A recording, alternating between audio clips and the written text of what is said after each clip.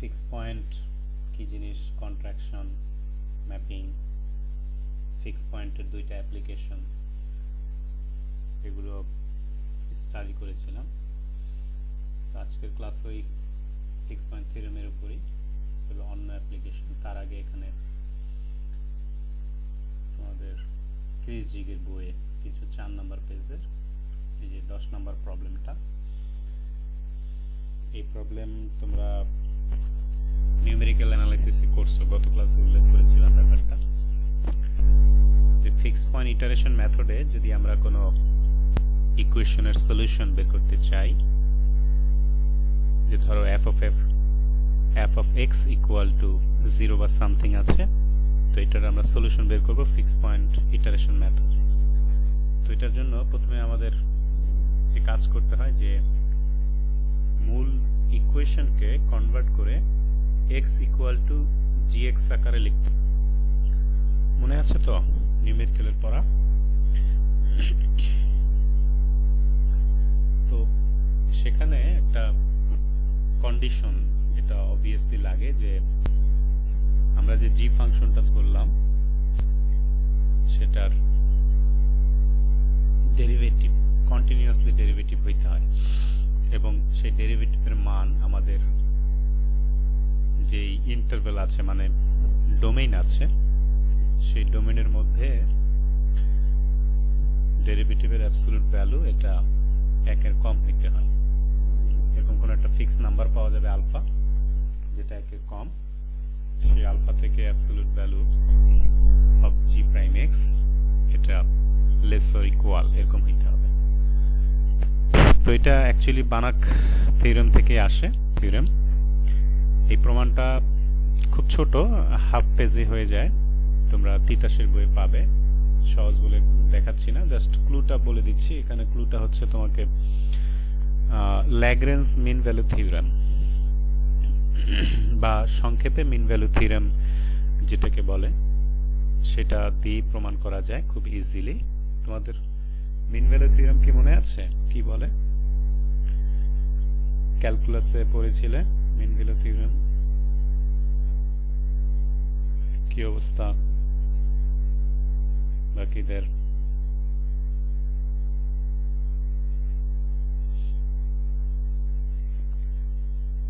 কি মনে পড়ে কি মিন ভ্যালু থিওরেম?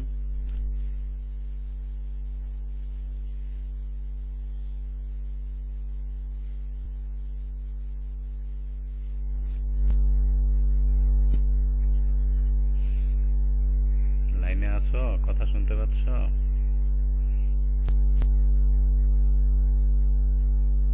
হ্যালো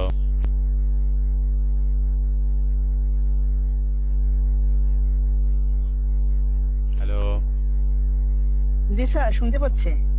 তো কোনো উত্তর নাই, কোনো সারা শব্দ নাই, কি হয়েছে তোমাদের?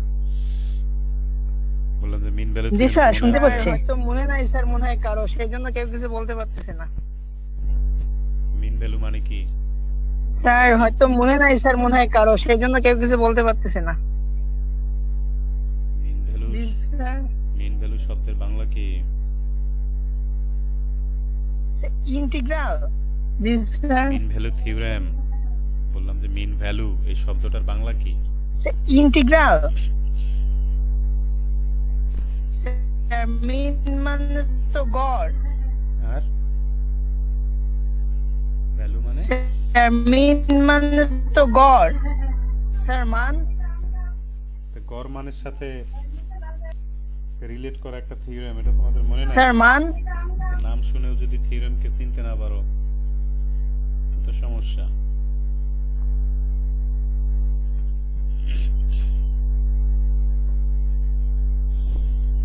একটা ফাংশন এ পয়েন্ট থেকে বি পয়েন্টে কন্টিনিউয়াসলি মান চেঞ্জ করলো, তাহলে এখানে মিন ভ্যালু কত, গড় মান কত আসবে? ফাংশনটার বৃদ্ধি বা পরিবর্তন, সেটা কিভাবে?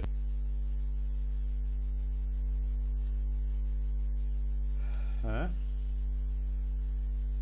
গড় বৃদ্ধি বা গড় স্যার a + b/2। ওটা তো হচ্ছে দুইটা পয়েন্টের জন্য, ফাংশন কি আর দুইটা স্যার a + b/2।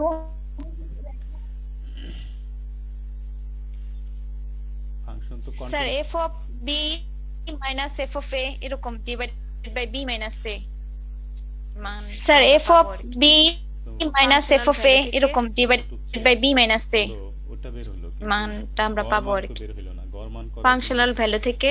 ভাগ দিতে হবে না? জি স্যার বি মাইনাস এ মানে ওই দুইটা পয়েন্ট থেকে ভাগ দিব। সেটাই। জি স্যার বি মাইনাস এ মানে ওই দুইটা পয়েন্ট থেকে মানে ট্যানজেন্ট লাইনটা মানে ভাগ আমরা দিব। সি পয়েন্টে যে ফাংশনাল ভ্যালুটা হবে আর কি, মানে এফ অফ প্রাইম সি টা মানে হবে ট্যানজেন্ট লাইনটা মানে আমরা সি পয়েন্টে যে ফাংশনাল ভ্যালুটা হবে আর কি, এরকম ছিল মানে এফ অফ প্রাইম সি টা হবে F of B minus F of A বক্তব্য কি? Divided by B minus A Mathematical equation এরকম ছিল স্যার কি বুঝাইতে থিওরেম। চাইলো theoremটা? সেটা বলো। ম্যাথমেটিক্যাল ইকুয়েশন অনেকেরই মুখস্থ আছে, মুখস্থ জিনিস দিয়ে কি করবো না বুঝবো।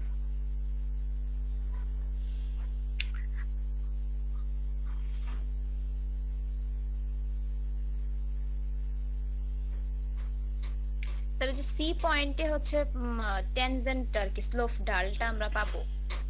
স্যার যে সি পয়েন্টে হচ্ছে ট্যানজেন্ট আর কি স্লোপ ডালটা আমরা পাবো।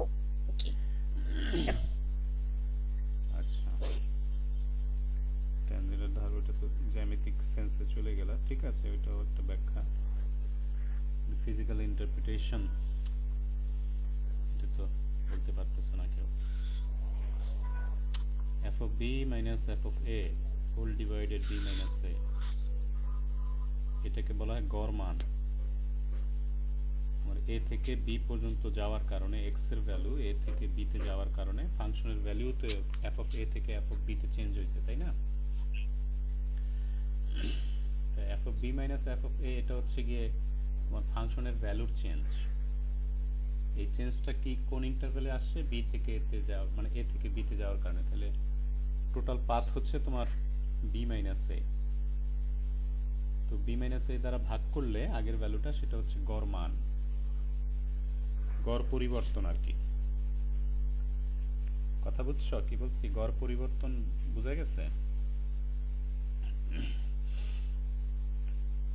যে একটা লোক চাকরি করলো 10 বছর ধরে, তো চাকরির প্রথম বছরের হয়তো বেতন একরকম ফিক্স ছিল, 10 বছর প্রত্যেকবার ইনক্রিমেন্ট হওয়ার কারণে শেষের বছর তার বেতন বাড়বে না। তো এখন গড় পরিবর্তন আমি কিভাবে বের করব? তাহলে শেষের বছরের বেতন আর প্রথম বছরের বেতন বিয়োগ করতে হবে, আর কত বছর এই পরিবর্তনটা হলো সেটা দিয়ে ভাগ দিতে হবে, তাহলে না আমি গড় পরিবর্তন পাবো। কি বুঝা গেছে নাকি বুঝো নাই? স্যার আরেকটা পরিবর্তন আছে ইনস্ট্যান্টেনিয়াস চেঞ্জ, পরিবর্তন, যেটা আমরা কি দিয়ে বের করি? ডেরিভেটিভ দিয়ে। ওটাও কিন্তু পরিবর্তনের হার, ইনস্ট্যান্টেনিয়াস রেট অফ চেঞ্জ। এটা হচ্ছে f প্রাইম c এর কথা বলতেছো, f প্রাইম c, c বিন্দুর খুব কাছাকাছি পরিবর্তনের হার কেমন। আর f of b minus f of a divided b minus a এটা হচ্ছে গিয়ে তোমার a থেকে b তে যাইতে এভারেজ রেট অফ চেঞ্জ বা মিন ভ্যালু চেঞ্জ আর কি। তো মিন ভ্যালু থিওরেম বলে a থেকে b তে যাওয়ার সময় একটা ফাংশন তার যেই এই এভারেজ রেট অফ চেঞ্জ যত হবে সেটা a থেকে b তে কোনো একটা পয়েন্টে তাৎক্ষণিক পরিবর্তনের হারের সাথে সমান হবে। এরকম কমপক্ষে একটা পাওয়া যাবে, a থেকে b এর মাঝখানে এমন কোনো একটা বিন্দু পাওয়া যাবে। কথা বোঝা গেছে? যে average rate of change over the whole interval must be equal to at least 1 times of instantaneous rate of change in the interval. কি কথা বুঝতে পারছো কি বলছি? কি বুঝতে পারছো?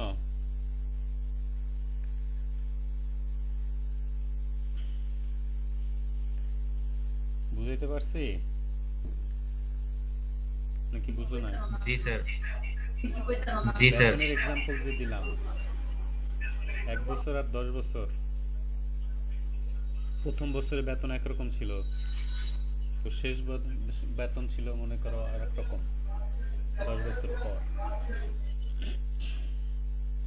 ধরো খুব সিম্পল সংখ্যা দিয়েই বুঝাই, প্রথম বছরে তোমার বেতন ছিল ধরো 100 টাকা, আর 10 বছর পরে 1000 টাকা।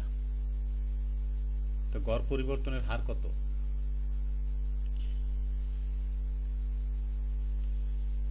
গড় পরিবর্তনের হার কত হইল?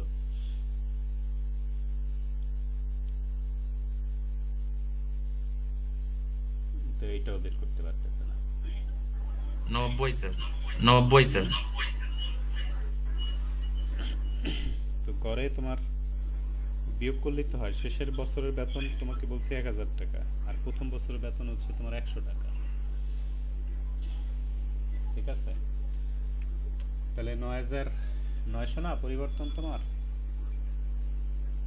9900 নাকি? বুঝা গেছে?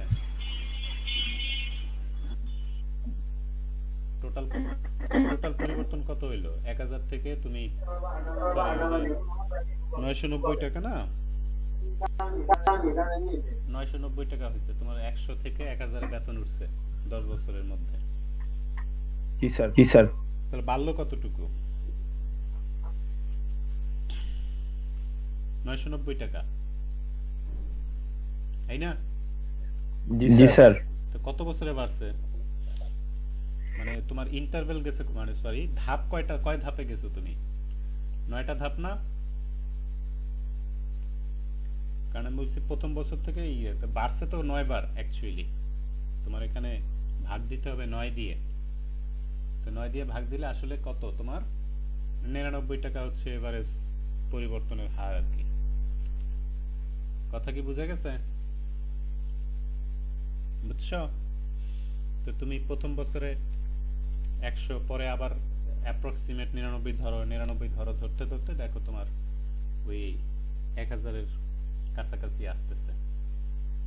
এখানে আমরা এই কাছাকাছি রেজাল্ট আসতেছে কারণ আমরা ইন্টারভেল অনেক বড় নিচ্ছি, মানে টাইমের ইন্টারভেলটা অনেক, মানে 1 বছর ব্যবধান নিচ্ছে। এই কারণে তুমি যখন ক্যালকুলাসের ভাষা এটা খুবই ছোট আকারে করবা, তখন এই পার্থক্যটা খুব নেগলিজিবল আসবে। তো এভারেজ বেতন পরিবর্তনের হার কত হইল? 99 টাকা। কথা কি বুঝছো কি বলছি? তা বলতেছে যে 1 বছর থেকে 10 বছর চাকরি করার অবস্থায় কোনো একটা বছরে এরকম হবে যে ইনস্ট্যান্টিনিয়াস বেতন পরিবর্তনের হার এই 99 টাকার সমান হবে।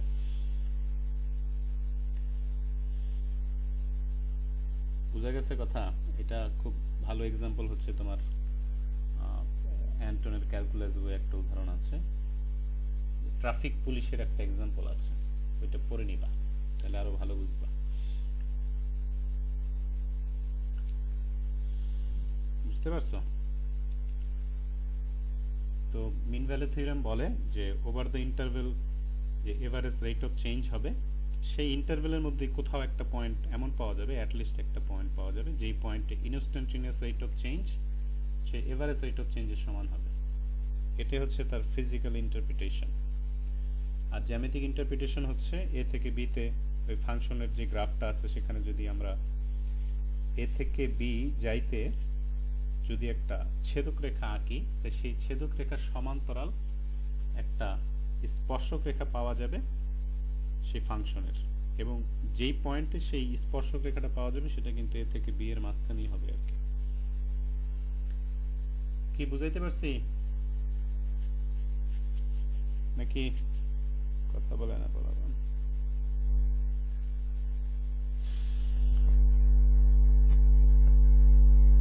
তো তিতাসের বই থাকলে ওখানে একটু দেখে নিও, ছোট প্রমাণ, খুবই ছোট, হাফ পেজের আগেই বললাম, ওখান থেকে দেখে নিতে পারো। তো আমরা আজকে এই বানাক থিওরেমের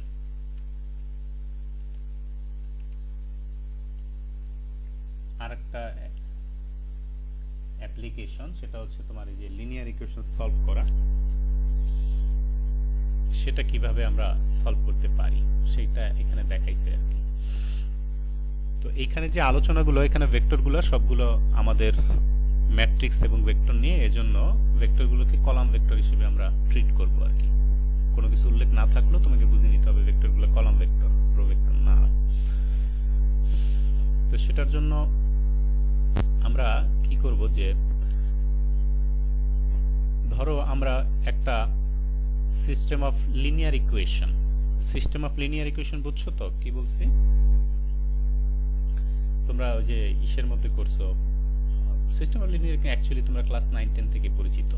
ওই দ্বিঘাত বিশিষ্ট সমীকরণ করছো, দুই চলক বিশিষ্ট, দ্বিঘাত না সরি, দুই চলক বিশিষ্ট সরল সমীকরণ করছো না? জি স্যার।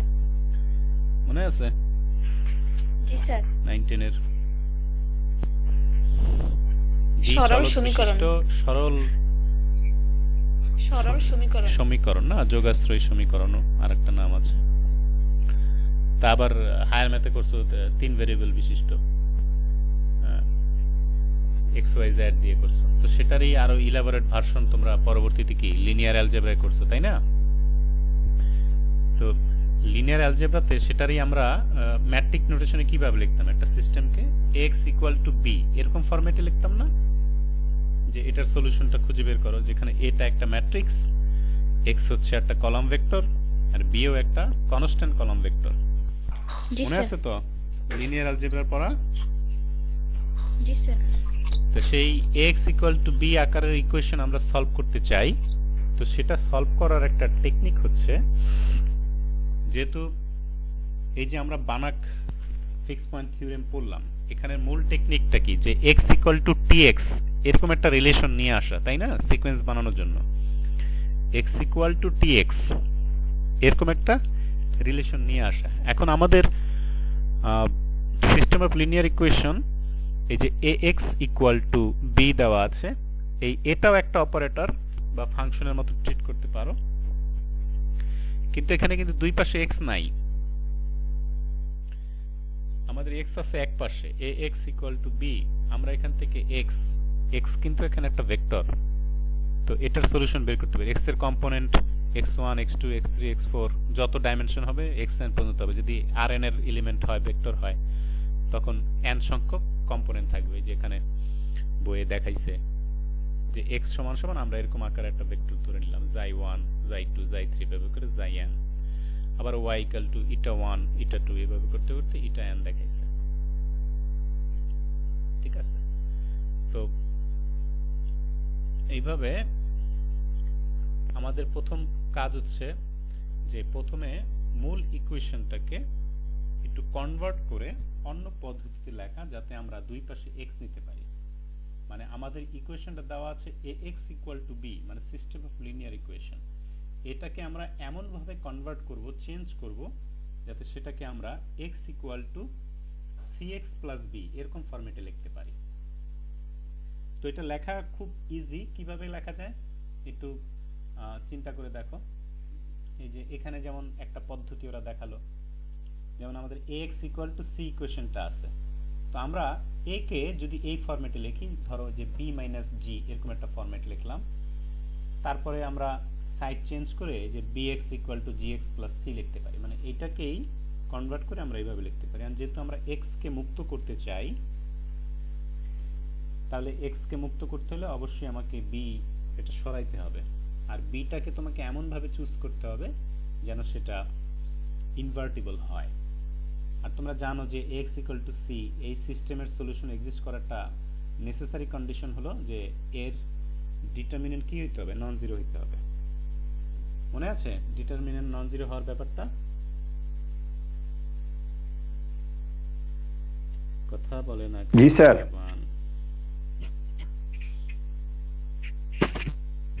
জি স্যার।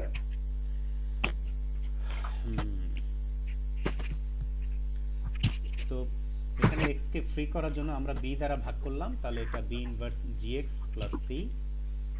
পরবর্তীতে আবার b ইনভার্স ডিস্ট্রিবিউট করে দাও, কারণ গুণ আকারে ডিস্ট্রিবিউট করে যায়। তাহলে এখানে আমাদের আগের পদ্ধতিতে এই c ম্যাট্রিক্স এটা হবে b ইনভার্স g, আর আমাদের যে কনস্ট্যান্ট ভেক্টরটা আছে তো সেটা হবে b ইনভার্স c আকারে। তো সেটার আমাদের সলিউশন করার টেকনিকটা হচ্ছে প্রথমে আমাদের ম্যাট্রিক ডিফাইন করতে হবে। দুইটা ভেক্টরের মধ্যে ম্যাট্রিক, ধরো এক্স আর জেড দুইটা ভেক্টর আছে, তাদের মধ্যে ম্যাট্রিক ডিফাইন করার কয়েকটা পদ্ধতি আছে। যেই পদ্ধতিতে তুমি আগাবা সেই পদ্ধতিতে কন্ডিশন চেঞ্জ হয়ে যাবে, মানে ওই যে লিপচিস কন্ডিশনের চেহারাটা চেঞ্জ হয়ে যাবে। তো এইখানে একটা ডেফিনেশন দিল যে দুইটা ভেক্টরের নর্ম বলতে আমরা বুঝাবো কম্পোনেন্ট ওয়াইজ ডিফারেন্স যেটা ম্যাক্সিমাম হবে সেই সংখ্যাটাই হচ্ছে দুইটা ভেক্টরের ম্যাট্রিক। ডেফিনেশনটা কি বুঝতে পারছো? মানে দুইটা ভেক্টরের ম্যাট্রিক আমরা কিভাবে ডিফাইন করব, তার একটা পদ্ধতি হচ্ছে যে কম্পোনেন্ট ওয়াইজ বিয়োগফল পার্থক্য যেটা ম্যাক্সিমাম হবে সেটাই আমরা তার নর্ম হিসেবে ডিফাইন করব। মনে করো একটা ভেক্টর হচ্ছে 1 2 3, তো আরেকটা ভেক্টর হচ্ছে 3 2 1, তাহলে তাদের এই সিস্টেমের নর্ম কত হবে? এই সিস্টেমে তাদের নর্ম কত আসবে? একটা ভেক্টর হচ্ছে 1 2 3 আর একটা ভেক্টর হচ্ছে 3 2 1, তাহলে আমাদের এই ডেফিনেশন অনুযায়ী তাদের ম্যাট্রিক কত হবে বা বিয়োগফলের নর্ম কত হবে? 2 1 বলেছেন না? সূত্র বলে দিলাম, হিসাব করতে পারতেছেন না, হিসাব করলাম 2 1 বলেছেন না? একটা 1 2 3 আর একটা 3 2 1, তাহলে এই দুইজনের ম্যাট্রিক কত হবে? স্যার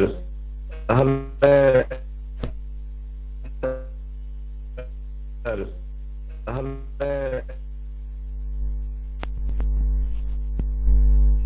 ইনুলের শব্দ শোনা যাচ্ছে না।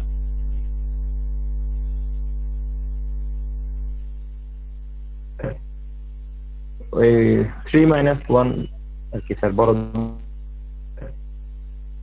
ওই 3 - 1 আর কি স্যার, বড় এটা হ্যাঁ 3 - 1 যে কম্পোনেন্ট ওয়াইজ ফার্স্ট কম্পোনেন্টের বিয়োগফল 3 - 1 2, সেকেন্ড কম্পোনেন্টের বিয়োগফল হচ্ছে 0, থার্ড কম্পোনেন্টের বিয়োগফলও কি 2ই আসতেছে না?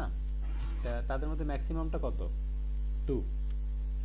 তো এই ক্ষেত্রে ভেক্টরের নর্ম হবে, এই বিয়োগফলের নর্ম হবে 2 আর কি, যেটাকে আমরা ম্যাট্রিক বলতেছি। তো এই ডেফিনেশন যদি আমরা আগাই, এই যে এইভাবে একটা আমরা tx ডিফাইন করে নিলাম যে x = tx। তো tx আমরা কিভাবে বের করব? tx মানে হচ্ছে cx + b, এইভাবে আমরা কনভার্সনটা করে নিলাম। এই কনভার্সনটা এক এক মেথডে এক এক রকম ভাবে আসবে, কিন্তু মূল বেসিক একই। সো এখন আমরা এই যে এই y ভেক্টরটা এখানে এটা ইকুয়াল টু y লিখলো, সেই y এর কম্পোনেন্ট গুলো হচ্ছে তোমার eta1 eta2। তো eta1 eta2 এর প্রত্যেকটা কম্পোনেন্ট যদি বের করতে চাও ম্যাট্রিক্স ফরম্যাটে, তাহলে কি করতে হবে? যে c এর সাথে x গুণ করা, তারপর সেটার সাথে আবার কনস্ট্যান্ট ভেক্টর কম্পোনেন্ট যোগ করেই কিন্তু y এর এক একটা কম্পোনেন্ট আসবে। কথা বুঝছো? মানে y এর ফার্স্ট কম্পোনেন্ট এখানে আমি কোন সূত্র দিয়ে আনবো বলো তো? এই যে এখান থেকে আমরা কোন সূত্র দিয়ে কিভাবে আসবে? সেটা হচ্ছে c এর প্রথম রো সাথে x কলাম ভেক্টর গুণ হবে, তারপরে b এর প্রথম কম্পোনেন্ট যোগ হবে, সেটা হবে y এর প্রথম কম্পোনেন্ট। আবার y এর দ্বিতীয় কম্পোনেন্ট হবে c এর দ্বিতীয় রো এর সাথে x এর গুণ, সাথে হচ্ছে b এর দ্বিতীয় কম্পোনেন্ট যোগ হবে। এইভাবেই তো আসবে নাকি? ম্যাট্রিক্স ফরম্যাটটা চিন্তা করতে পারতেছো কিভাবে y টা আসবে? y কিন্তু নিজেও একটা ভেক্টর, একটা কলাম ভেক্টর আর কি। তো সেই ভেক্টর কম্পোনেন্ট গুলো কিভাবে হিসাব হবে সেখানে এই যে সাংকেতিক ভাষা এইভাবে লিখে দেওয়া আছে। এই যে বিটা হচ্ছে তোমার এই b এর এক একটা কম্পোনেন্ট, β1 β2 β3 এইভাবে।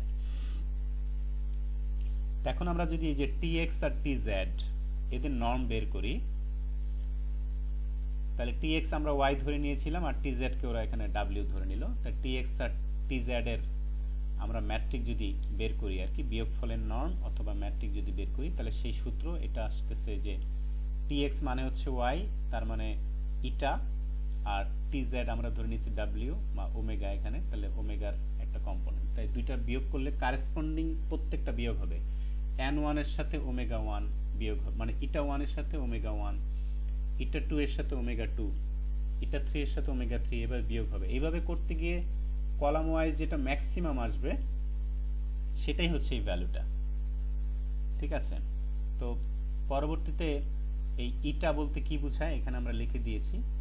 এবং ওমেগা বলতে কি বোঝায় সেটাও আমরা এখান থেকে আইডিয়া করতে পারি। তো বিয়োগ করলে যে বিটা 1 বিটা 2 এগুলো কিন্তু বিয়োগ হয়ে ভ্যানিশ হয়ে যাবে, শুধুমাত্র ওই যে সি এর টার্ম আর হচ্ছে তোমার ইটার আর ওমেগার যে অংশগুলো থাকে এটাই থেকে যাবে। তাহলে বিয়োগ করলে এইভাবে আসতেছে।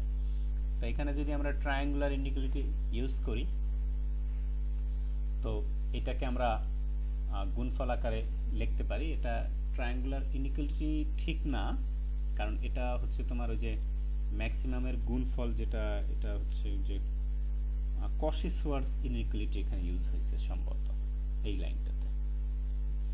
গুণফলকে দুইটা আলাদা আলাদা গুণফলের ম্যাক্সিমামে ভাগ করে দিছে, মানে সেপারেট করে দিছে। তা আমাদের ডেফিনেশন অনুযায়ী এই অংশটা হচ্ছে আসলে এক্স আর জেড এর ম্যাট্রিক, আর এই অংশটা আমরা এইভাবে রেখে দিলাম। তো এই পুরা জিনিসটা এখানে যেটা আছে সেটাকে যদি আমরা আলফা ধরে নেই আমাদের ফরম্যাটের জন্য, তো ফাইনালি আমরা এই রিলেশনটা পাচ্ছি এই যে এইভাবে,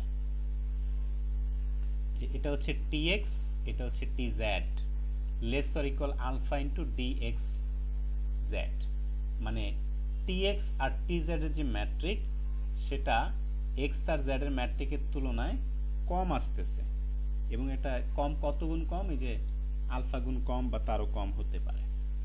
তো এই আলফার মান যদি 1 এর কম হয় তখনই আমরা যে উপরে টি ডিফাইন করছি সেই টিটা একটা কন্ট্রাকশন ম্যাপিং হবে, এবং কন্ট্রাকশন ম্যাপিং হলে সে এই ম্যাপিং এর আন্ডারে যদি আমরা ইটারেশন চালাইতে থাকি তাহলে সেই ইটারেশনের সাপেক্ষে একটা ফিক্স পয়েন্ট পাওয়া যাবে, সেই ফিক্স পয়েন্টটাই হবে গিয়ে আমাদের সলিউশন। কথা কি বুঝছো?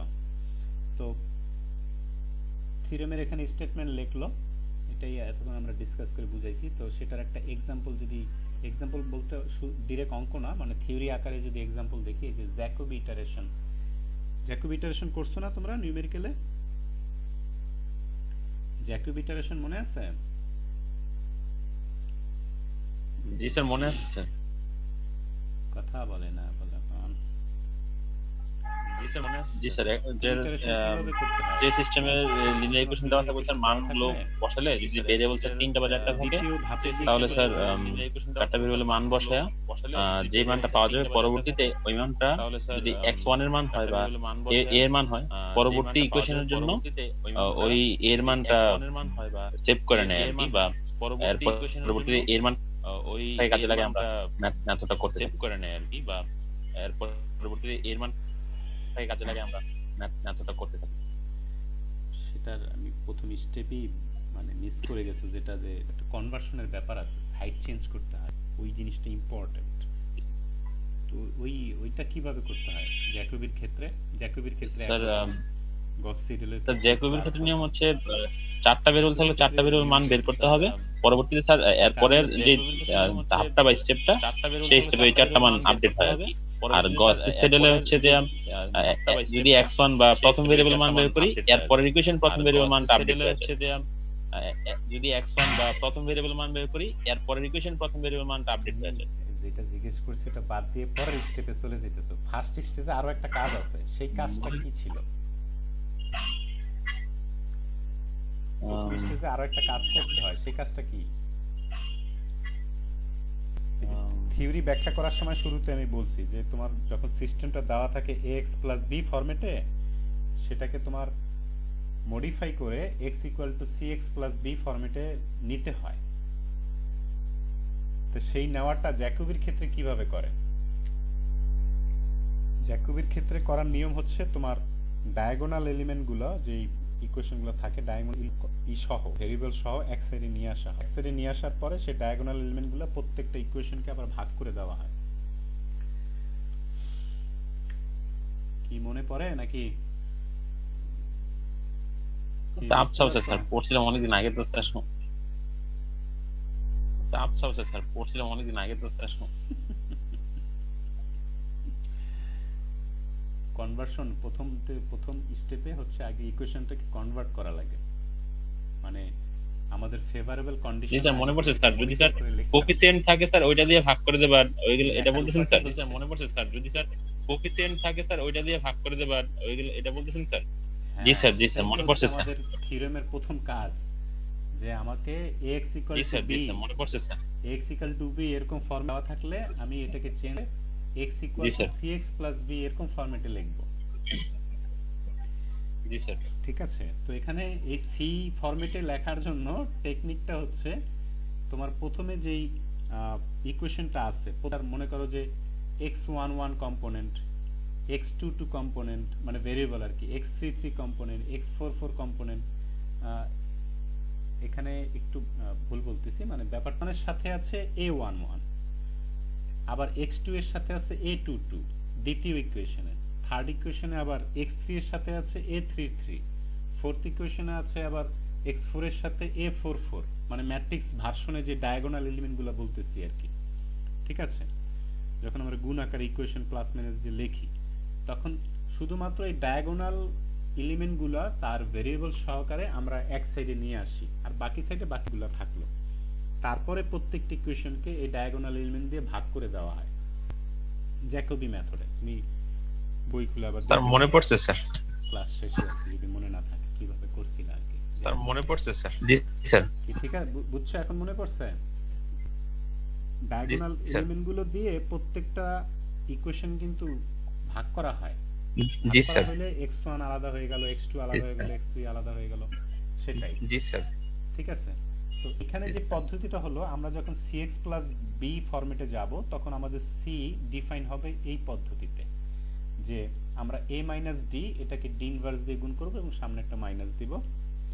এখানে তুমি সরাসরি আইডেন্টিটি ম্যাট্রিক্সের সাথে একটা রিলেশন দেখতে পাচ্ছো, কারণ আমি যখন এই d ইনভার্সের সাথে d গুণ করব তখন কিন্তু আইডেন্টিটি ম্যাট্রিক্সই হবে। আবার যেহেতু আমরা এখানে ভাগ করতেছি, তো আমার কনস্ট্যান্ট ভেক্টরের প্রত্যেকটা কম্পোনেন্টও কিন্তু চেঞ্জ হয়ে যাবে। সো আমি এখানে এই যে সি এর কম্পোনেন্টগুলো যে পাইলাম, সি এর কম্পোনেন্টগুলো কিন্তু এই যে এই ফর্মুলা অনুযায়ী আসবে। এটা হাতে কলমে চেক করে দেখতে পারো। একটা এক্সাম্পল তোমরা ছোট ক্লাসে যে করছো, এক্সাম্পল যদি ফুল শুরু থেকে শেষ পর্যন্ত দেখিয়ে তারপরে এই থিওরেমটা পড়ো তাহলে বুঝতে সুবিধা হবে আর কি।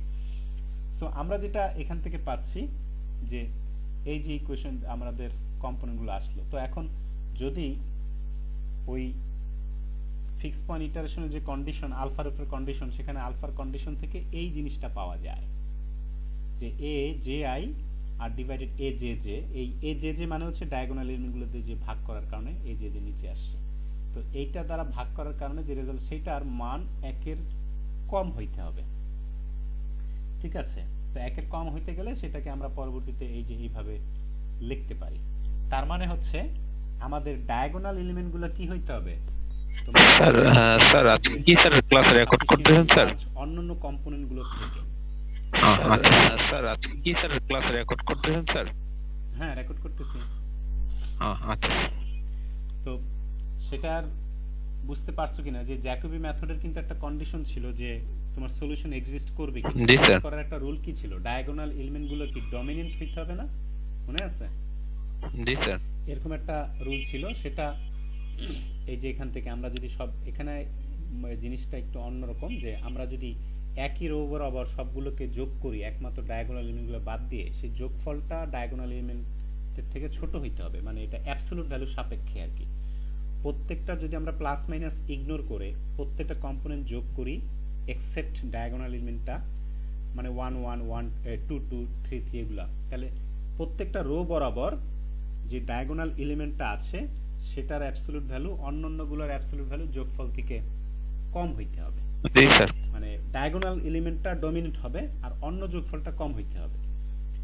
জি স্যার। হ্যাঁ, তো এটা ছিল জ্যাকোবি মেথডের মানে জি স্যার, মনে আছে স্যার। প্রথম কন্ডিশন, যেটা লাগবেই লাগবে, এটা না হলে জ্যাকোবি মেথড কাজ করবে না। জি স্যার, মনে আছে স্যার। ঠিক আছে, তো সেই জিনিসটা কিভাবে আসলো, তো সেটার ব্যাখ্যা এই যে আজকে ক্লাসে আমরা পড়লাম। এই যে ফিক্স পয়েন্ট ইটারেশন এই মেথড বা বানাক কন্ট্রাকশন ম্যাপিং, এটার কারণেই এই কন্ডিশনগুলো এইভাবে তোমার আসে আর কি।